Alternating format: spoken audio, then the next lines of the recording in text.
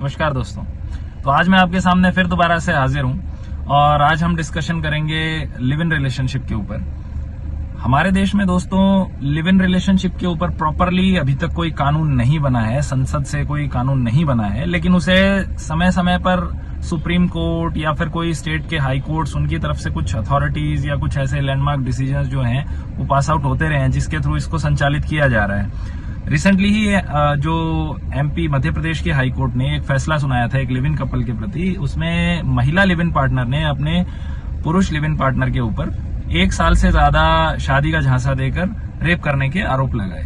तो उन्होंने उसकी अपील को खारिज कर दिया। ये कहा कि 1 साल तक का समय किसी को जानने के लिए बहुत काफी रहता है और लिव इन के अंदर साथ रहने के बावजूद ये सब्जेक्ट क्वेश्चन अराइज ही नहीं होता कि भाई आपको किसी ने शादी का झांसा दिया या नहीं दिया, क्योंकि 1 साल का समय काफी होता है एक दूसरे को जानने समझने के लिए। तो ये तो रही उनकी बात, परंतु हमारे देश में सुप्रीम कोर्ट ऑफ इंडिया ने 2006 के अंदर एक फैसला सुनाया था जिसमें उन्होंने ये कहा था कि अडल्ट होने के बाद कोई भी व्यक्ति किसी के साथ भी लिव इन रिलेशनशिप में रह सकता है। और घरेलू हिंसा अधिनियम की 2005 की धारा 2F के तहत इसको डिफाइन किया गया था। उसमें कुछ पॉइंट्स हैं जो कि मैं आपको बताऊंगा, 5 से 6 पॉइंट्स हैं, जिसमें सबसे पहले कि कपल जो है दोनों का अडल्ट होना कंपलसरी है इसमें। दूसरा, कपल एक घर के अंदर पति पत्नी की तरह साथ में रह सकते हैं और इसकी कोई समय सीमा नहीं है, टाइम बाउंडेड नहीं है, कोई टाइम लिमिट नहीं है इसकी।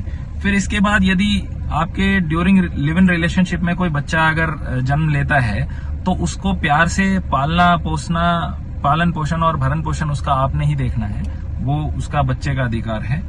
इसके अलावा बच्चा पैदा करने का तो अधिकार है, लेकिन बच्चा गोद लेने का अधिकार नहीं है। During live in relationship couple जो है वो कोई भी बच्चा गोद नहीं ले सकते, क्योंकि उनकी सोशली वो आपस में एक तरह से बाउंडेड नहीं है। तो ये तो हो गए इसके कुछ ब्रीफ कंपल्जन्स जो कि इसमें होने चाहिए। बाकी इसके कुछ ऐसे भी फैक्ट्स हैं जो कि मैं आपसे डिस्कस करना चाहूंगा कि इसमें क्या है कि मैरिड कोई व्यक्ति, चाहे मैरिड वुमेन हो चाहे मैरिड मैन हो, ये लिव इन रिलेशनशिप में अपने लाइफ पार्टनर के अलावा किसी दूसरे के साथ लिव इन पार्टनर के बतौर नहीं रह सकते। यदि वो ऐसा करते हैं तो उनके ऊपर आईपीसी की 494 धारा के तहत उनको 7 साल की सजा या जुर्माना या फिर दोनों ये उन पर इम्पोज हो सकती है, तो जेल भी जा सकते हैं। तो ये 494 जो आईपीसी है ये उन्हें कोई भी मैरिड पर्सन को बाधित करता है लिव इन रिलेशनशिप में रहने के लिए। हाँ, यदि उनके पार्टनर की डेथ हो चुकी है या फिर वो डाइवोर्सी है तो वो लिव इन रिलेशनशिप में रह सकते हैं। इसके अलावा फिर इसमें आती है, अगर लिव इन रिलेशनशिप में कोई कपल साथ में रह रहा है और उनके आपस में मारपीट होती है, तो घरेलू हिंसा का जो अधिनियम है उसके एक्ट के धारा 12 के तहत जो महिला है वो अपना कंप्लेंट लॉन्च करा सकती है डीवी डोमेस्टिक वायलेंस एक्ट के अकॉर्डिंगली। और डोमेस्टिक वायलेंस एक्ट के धारा 18 के तहत 18 के तहत वो चाहें तो प्रोटेक्शन की भी डिमांड कर सकते हैं कोर्ट से। तो ये बेसिक इसका है फंडा। तो आपको ये कैसा लगा जान के कि भाई लिव इन रिलेशनशिप पे अभी तक जैसा कोई कानून है नहीं, वैसे ये पाश्चात्य संस्कृति एक तरह से हमारे देश में ये कामयाब नहीं है, बहुत सी प्रॉब्लम्स की जड़ है ये। बाकी आप लोगों की इसमें क्या राय है, आप भी इसमें बताइएगा। और जो नया जो अभी बात चल रही है यूनिफॉर्म सिविल कोड का, यूनिफॉर्म सिविल कोड के अंदर वो लेकर आ रहे हैं, उसमें उनके ड्राफ्ट में है लिव इन रिलेशनशिप के ऊपर कुछ एक अमेंडमेंट्स के भाई कपल को जो है वो अपना डिटेल जो है वहां के लिव इन रिलेशनशिप को रजिस्टर कराना होगा, बताना होगा वहां के लोकल मजिस्ट्रेट को एसडीएम ऑफिस में या तहसील में, और फिर वो जो है दोनों के जो कपल है उनके पेरेंट्स को इंटीमेशन देंगे कि भाई आपके बच्चे हैं जो यहाँ पे बतौर लिव इन रिलेशनशिप रह रहे हैं।